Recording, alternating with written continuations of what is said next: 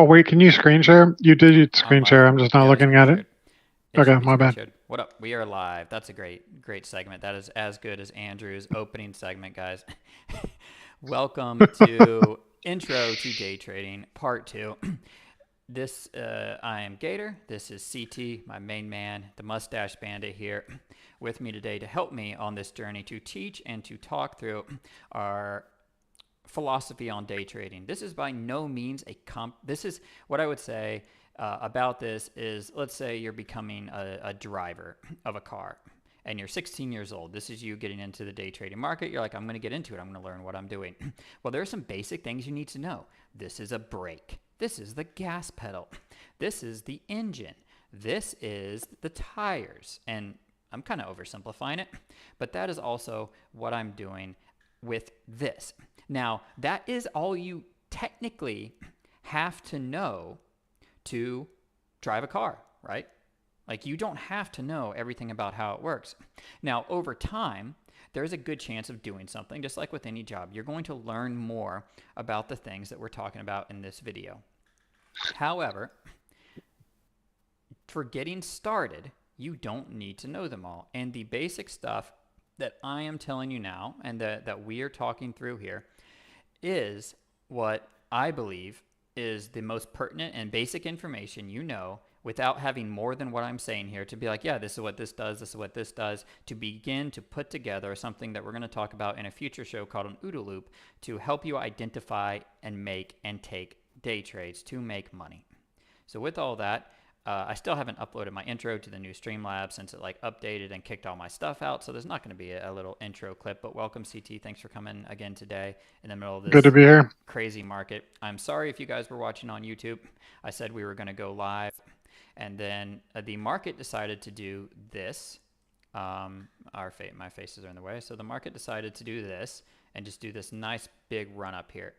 So I had to trade this. I didn't have to, but yeah, I'm not going to miss that.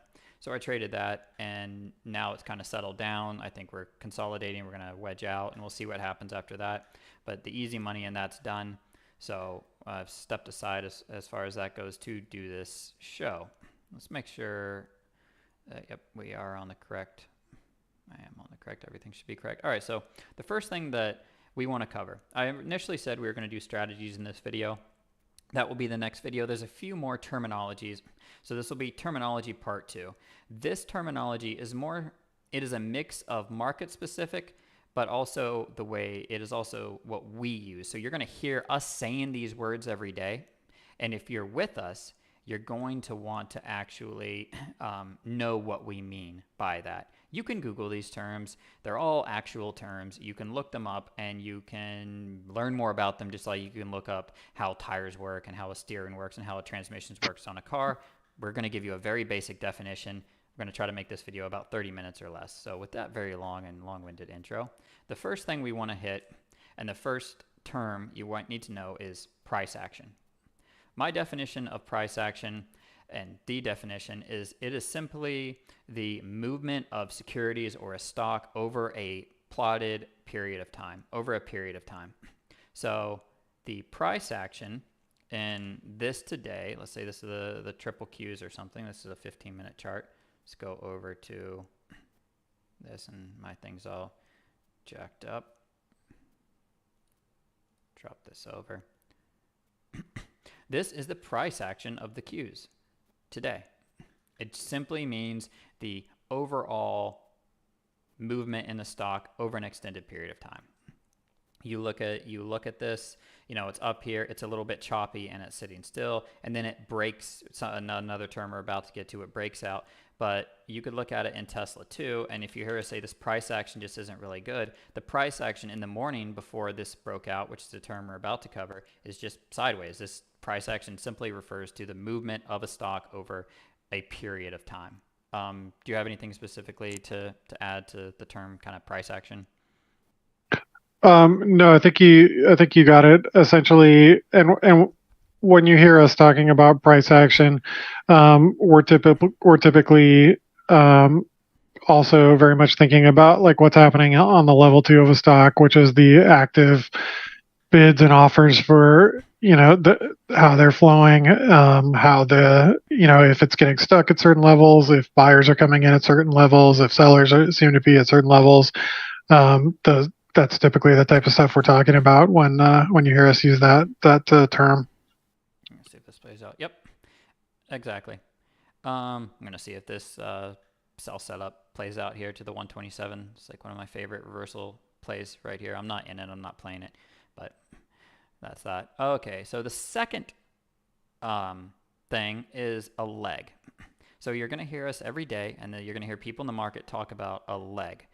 Within price action, meaning the movement here. So we're going to use Tesla as an example, and I'm glad that this actually happened today, not because I could trade it, but because it actually allowed me to demonstrate and allows us to demonstrate what a leg is.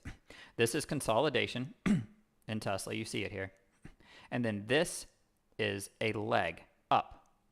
Now, a leg can be multi-day. It can be multi-time frame. But the correct definition of a leg is a piece of a multi-part trade. So with price action, it's a visible move in a direction after it breaks out of consolidation. So you have consolidation in Tesla. Then you have a leg up. And you can see this is a leg. It is clearly just a move. Then it pulls in. This is a 2-minute chart. Once it pulls in, this leg is completed. Then Tesla goes and puts in a second leg or even a third leg. So there are multi-parts of this move because price never just goes from point A to point, it doesn't just go to the end price. It'll often pull up, it'll pull down and consolidate. It'll do some stuff that we're going to talk about in future videos when it comes to wedges and different patterns. Don't worry about those right now, but it will do these different things. So legs are a measured part of a move after it breaks out. So you can clearly see on this chart here, consolidation, and then a leg up, a pull in, and another leg. So when you hear us use the term leg, we are referring to a measurable, visible move, and we'll say leg one. That generally means we think that there's another leg to the move, and we're going to get another leg. Loosely, that's what we refer to when we're referring to a leg. CT, do you have? Yeah. So I just to add to that, so a leg is ultimately a multi candlestick move without a significant pullback, and then once you get some retracement or a pullback, as we say, then the leg becomes defined, and you don't really have a leg until you have a pullback. So you need the pullback or retracement to make the leg visible. And these happen over, generally we trade 2 minutes when it comes to leg 2 and 5 minute leg identifications. But traders like CT talked about in the last show do weekly, daily, legs can be measured on different time frames. Generally for day trading, we would do legs on a 1 and 5 minute time frame to identify when a leg has set in and when it's setting up for a sell setup or something like that. So yeah, that is a leg. That's another term you're going to use. What is resistance? Resistance and support, these two things are kind of the same. They're different, but in a way that they're the same. So an area of support, an area of resistance. This is an area on the chart where there are more sellers than buyers, or the buyers are getting out of the way. Same thing for support. It's the flip of that. It is an area of a chart where there are more buyers than sellers, or where the sellers stop selling. So you run out of sellers. This can be demonstrated on this chart, and there are different ways to find support and resistance. We're not going to get into those today. That's going to be in future videos when we talk about patterns and identifying these. But shortly, that's just an area where the stock may bounce, or the stock may stop going up and it may come down. So on Tesla here today, you could see, let's say, an area of resistance could be, or an area of support. Let's see, where's a line on this one? Early here at the top of this, let's see, the top of this first 2 minute bar. It really didn't break out and hold that, and you see all these other candles failing to break out. And that was right at 210.24. Our faces are in their way, sorry guys. So this was an early morning resistance point that we had. The top of the first bar was 210.35. And every time it went up there, it failed to break out. So we shorted Tesla at that 210.24, 210.25. And if you can see it, every single time it went down. So that was a short-term resistance. In the same way, you would have support. You flip that, and you could also have support. Support can also be moving averages. When we're in a breakout, you can see it. There's actually, like, it hits a moving average and it stops going down. We would say there's some support here. Support can be previous days highs and days lows. So we'll get into that a little bit more in future videos. But I think, Gator, I think that if you look at the pivot point there, which for those of you who don't know, that's the yellow dotted line we see right there. So the leg that Geronimo, or I'm sorry, that Gator was referring to there, you can see it rallies up into that dotted yellow line right there and stalls for, and we get a digestive candle there, that like an inside candle to the right there. So that pivot point is basically resistance, and so we come up to that, we stall. There's some indecision with the buyers and sellers. Are we going to continue higher? And we continue higher, and then when the price comes back down, that resistance then becomes support, and you can see we kind of hover in that area. It tests the pivot point a few times. And so when you'll hear very often people refer to, once resistance is broken, it then becomes support to the downside. And I think if you get it right, like that pivot point there, you can see we come back, we retest it a couple times before we continue higher. Yep. And that's something you should look for, or that you will learn to look for when you hear us saying something like, you know what, this is resistance or this is support. And then once you break above it, it comes back and tests it like CT says, and then it bounces off of that. You know that you're in a setup. FYI, if you guys are trading Tesla here, this is a sell setup. I just missed calling it. If you guys are live with this, hit the 21, came down, pulled up higher. If you go down here and break, stop above the 21. I'm not in it. I'm not trading it. Maybe it wedges out. I'm not really watching the market overall, but your day low target, I guess. It's so strong, though, and it's in this area. I doubt it goes lower. This is one of those setups that I'll trade sometimes. Interrupting this for this kind of stuff. We'll see if you do take that trade, watch the pivot point, because it's support right now. Which is this low here, which is also, you're talking about support. Look, this line was here pre-market. It's reversals from separate days, 26.16. So you've got a pivot point, 26.16, and you're inside the Fab 4 box for today. So this is definitely probably your target, but you could put in a leg down to the 2-minute 200 if you're in this trade and if you like it. I'm not taking it. I'm doing this video. Perfect example of support, though, for the sake of this. And I don't like shorting into the daily pivot because you could just bounce here. And is that better, Rose? Sorry, I'll move my mic closer. So that support and resistance is a pretty easy concept, but you'll hear it a lot. So I want to kind of define what we mean by it. And in future videos and then daily when you trade with us, you'll kind of get an idea of what it is.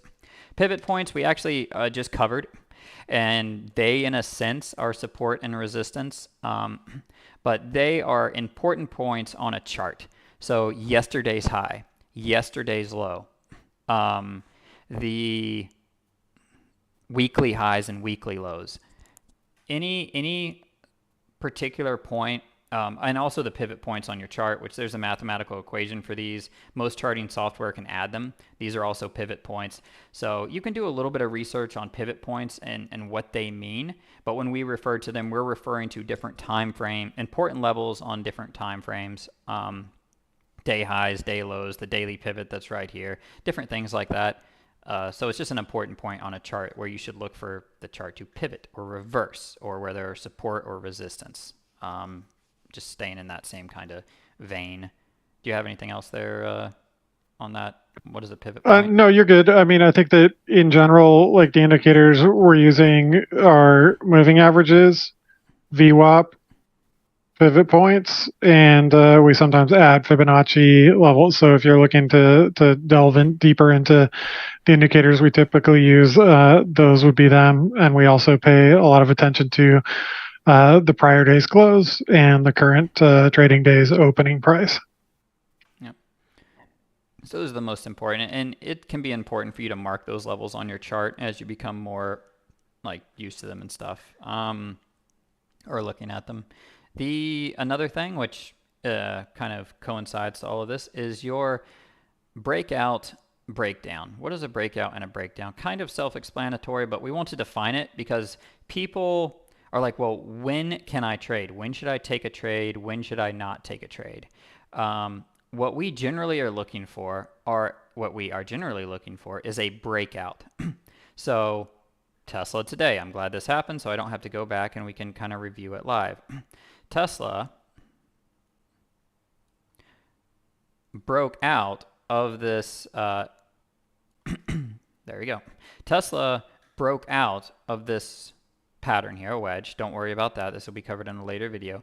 But here it is consolidating. It's not really breaking higher, it's breaking lower. It's staying in a range. It then breaks out of that range, and this range could be defined by what we talked about yesterday in a box, in your Fab 4 box. It could be really anything, but once it breaks a range that we have been trading in for a while, like right now, Tesla is wedging out here. I would still be looking at this short, but it is wedging out here, and it could break out or it could break down, either way. Right now, we are just consolidating, and we're not in a breakout or a breakdown at this exact moment. Same thing here. Once we do this, we are now out of this zone. If Tesla had as a sell setup here, and it goes down, and let's say it breaks this and begins to put in a leg down, you are then breaking down, as this is breaking out. So that is a breakout and a breakdown. Most of the strategies we employ are to be used in a breakout or breakdown, or they are giving you an entry and something to look at to be like, where can I buy? What should I be looking for? And then we say, hey, this is breaking out now. I'm now looking for a certain strategy that is setting up.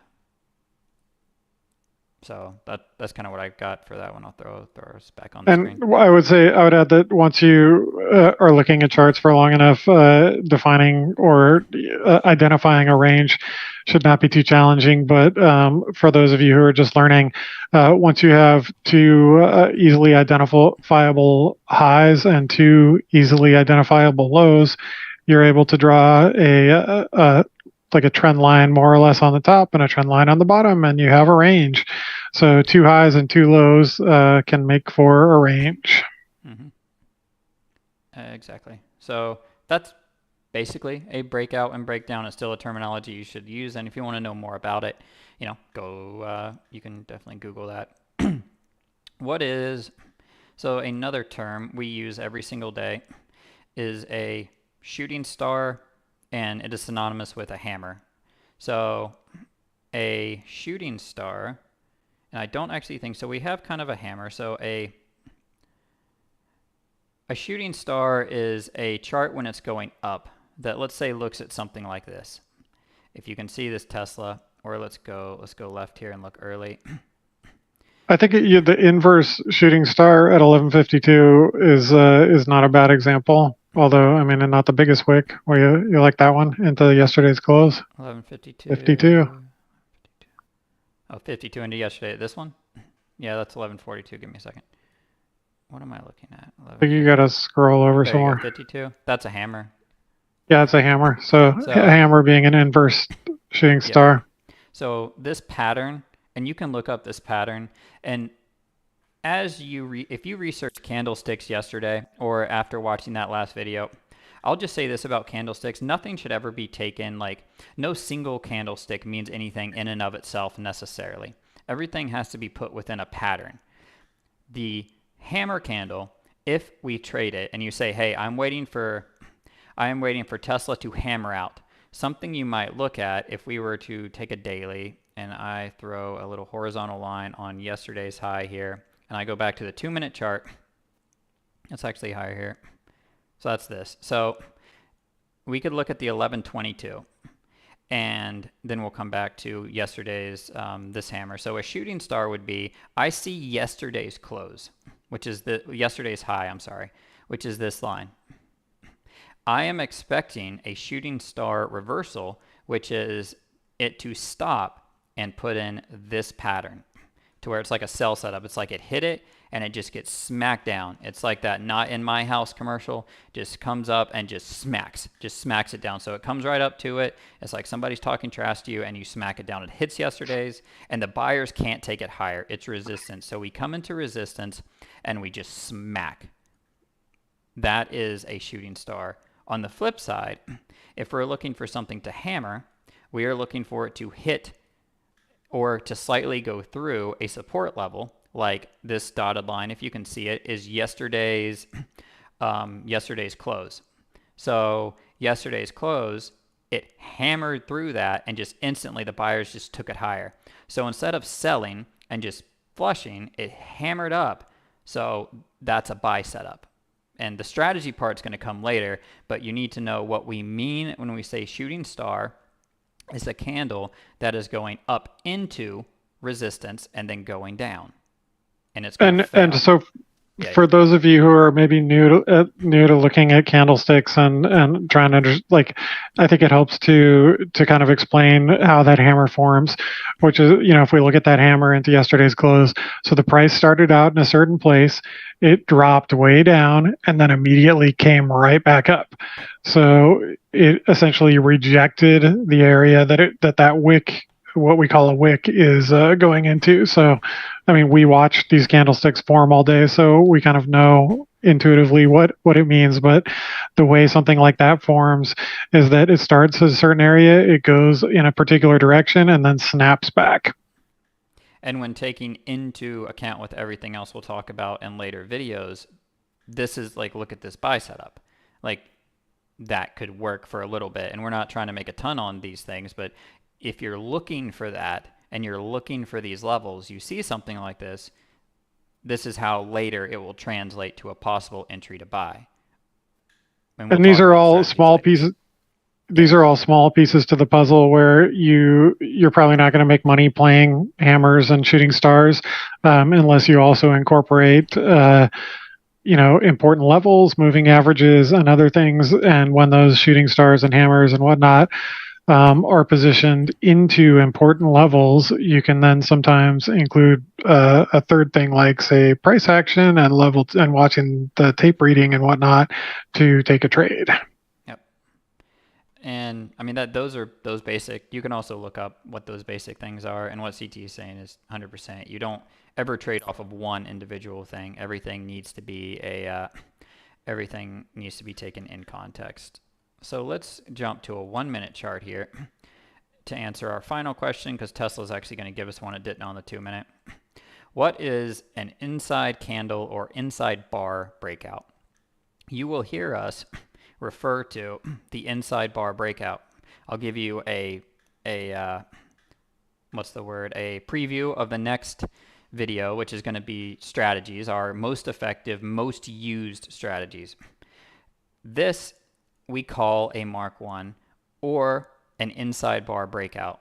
This is Tesla on 10/13 at 11/11. 11/11 make a wish. I wish I would get a Mark 1 that would take me through day highs. I get it. So we have now, let's quickly, since we have a few minutes before we'll stop, we got about 5-10 minutes before we want to wrap this. Let's take the price action. So now let's put everything together here. We have the price action of consolidation, a breakout. Once we break out of this range, we have a candle here that closes inside of a previous candle. This is the first candle that closes. This is what we call a Mark 1, the first candle that closes below the previous candle and inside. So this 1 minute candle is inside of this 1 minute candle, the previous candle. The buy setup is the next breakout of that to take you through day highs. And then it does it again here. You get another inside candle. You could buy that one. There are different ways to trade that. We're going to get into the strategy portion in a different video. But an inside candle breakout is when you are making a move, you have broken out, you are in a trend or a leg of a move, and you're looking for a place to enter that long. A place that we look for, a buy setup, is an inside candle breakout. And I would say half of our strategies revolve around inside candle breakouts on different time frames. And I would say some of the most successful ones early in a move, like if you're like, man, Tesla looks like it's going, what can I look for to buy? Inside candle breakout on a 1 minute, 2 minute. These are going to be strategies that we talk about in the next video. Can I do a real quick screen share to illustrate just a little something something? I'm over at you right now. We're looking at you. Okay, cool. So Gator was pointing out these inside bar breakouts on the 1 minute here. We had one here and we had another one here. So I think one of the things that can sometimes help traders who are trying to understand how to play these things is understanding the psychology of what's happening here. So let's say someone bought this inside bar breakout. They bought into Tesla here. I can't see your mouse. Sorry, I just can't see your mouse. Oh no. Okay, so that's a problem, I guess. We'll say, are you talking about the 11? Can you see the you see the I see the crosshairs? cursor. Yeah, just click. I see it now. Okay, cool. So great. So you're buying in on this candle. You ride it up this candle, this candle. Wow, look at this. You're up all kinds of money here. Great. You made a bunch of money on this trade. What are you going to do? Then we get this candle here, and we can see that the top and the bottom of it are indeed within the range of the prior candle. Like Gator was talking about, this is an inside candle here. And so the people who bought maybe here or bought here, they're up money here, and they see the price is coming down a little bit, price is coming down a little bit. They're not ready to sell yet. They think it might still go up some more. And other people who missed buying in here are starting to buy in here too. They think it's going to go up some more too. So the significance being that the longs that are already in here, some of them are going to sell and take a little bit of profit here, and other people who didn't get in here are buying in here. And so the people think this is going higher. It's not breaking the low of the prior candle, but there's also people aren't quite sure it's going up yet. So there's a bit of indecision here, and that's kind of what an inside candle is. It's a pause where buyers and sellers try to decide, wow, where's this going? Is this going up or going up some more? And what do we get here? We get another inside candle. And sometimes, when you get subsequent inside candles, things are tightening up, and you're forming a wedge here. And, so more people are, confident that this is going to keep going up, so they're holding positions. Other people are, maybe jumping in here, and then what do you get? You get a big breakout, and that's really what we're looking for when we see something like this, which is, of course, a Mark 1. This candle doesn't break the prior candle high. This candle doesn't break the prior high. This candle, which does, shoots up, and that's what we're looking for in a good trade. Back to you, Gator. And as a beginner trader, if you're just getting into this and some of the stuff is hard to understand, what we'll talk about in a strategy video is you're not trying to catch every move. You're trying to identify things like that. So in this whole Tesla move, let's say you only had 2 or 3 trades. If you were taking 2 or 3 trades on a 1 minute chart, 1 trade, 2 trade, 3 trade, all 3 of those worked, in this strong leg move. So that is how, as a new trader, why something like that is something that I say is in basic price action, in basic understanding of the price action, what is happening, which CT just did a great job of explaining. You have to know what to look for. And something I feel that traders who are new at this kind of fail at or find very difficult is like, I just don't know what to look for. It's like I just see stuff and numbers moving, and so we're trying to contextualize those things in a way that's not, advanced to the level. You can get as advanced as you want with it, but that is just something that is like, yeah, this is what I'm looking for. Look, that happened. And this doesn't just happen on Tesla. If we were looking at the triple Qs, here's your 1 minute. Look at the same thing. Breakout, pull in, inside candle, up, there's your breakout. This is an inside. Here's your inside candle. There's your breakout. I don't know what all names we traded today. Probably Meta did the same thing once it broke out. Inside breakout. All these charts look the same, so it's kind of hard because the market did this, so this isn't a great... I guess it all works on all of them, but I don't know if this is the best. God, that Meta, I guess it had a failed. That Meta setup right there is beautiful with those 2 hammers.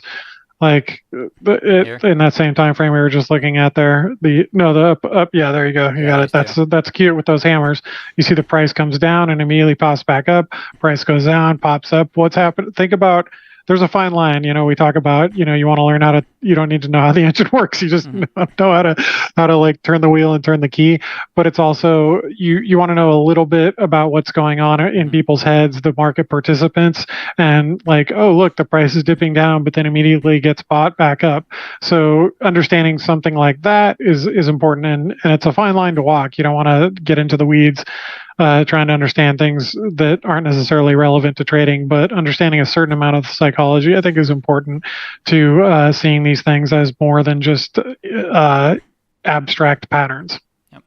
And as we get into the strategy portion in the next video, probably one of two of some of the basic stuff, we'll talk about when to take them and when not. You're like, oh yeah, but it didn't do stuff over here. We'll talk about some of that stuff, and in some of my past videos, I've talked about some of that stuff. So we're not gonna beat that horse too much now, but that's what an inside breakdown is. And the final thing that we didn't cover that I didn't write down actually beforehand that I just thought of is a failed breakout or breakdown.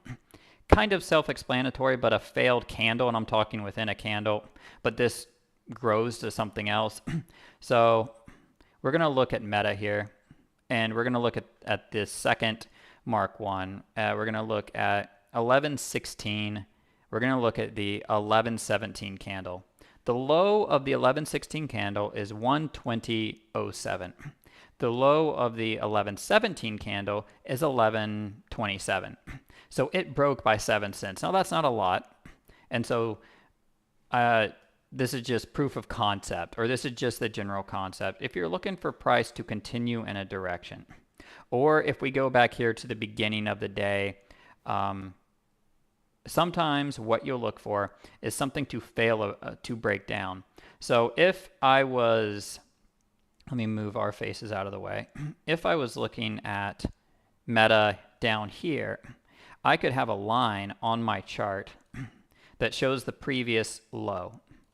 Like you can see the previous low. And then I could say, hey, it's going to break down. Let's see what happens. Hey, meta failed to break lower here. We have a higher pivot low. This is an intermediate concept that we'll talk about later. I'm just trying to include a little bit here. A failed breakdown creates a higher low, and then we have a buy setup or a breakout that occurs off of that. Same thing on a shorter time frame is happening on this failed breakdown here. Instead of failing to break down and coming out, it breaks down on the 1 minute. Buyers instantly come in, or people stop selling, and they're like, no, we're going higher in the middle of this breakout, and they take it higher, and then we get our breakout, and then we have our inside candles here. As opposed to, let's see what happens here. As opposed to, let's say, this candle, where you go up, you come in, maybe it's going to go higher. The next candle breaks out, but just doesn't have any buyers, and just no one is taking it higher. Here they are.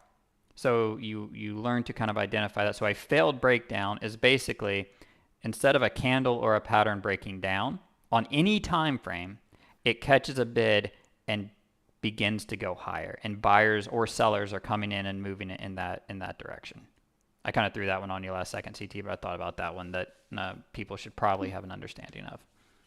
Yeah, and that's good. I think that so once you feel like you can sort of grasp these concepts, it would behoove you to spend as many hours as you have available to watch 1 and 2 minute charts while having the level 2 of that underlying security up, so you can sort of watch how these candles play out. And it's nice to be able to identify these things on a chart, but then the next step is to be able to sort of watch the level 2, which is the buyers and the sellers have their active exchange, and watch what is happening in the level 2 when these little changes of direction and candles are forming. Because ultimately, if you're trading strictly off the candlesticks, you're probably not going to be super successful.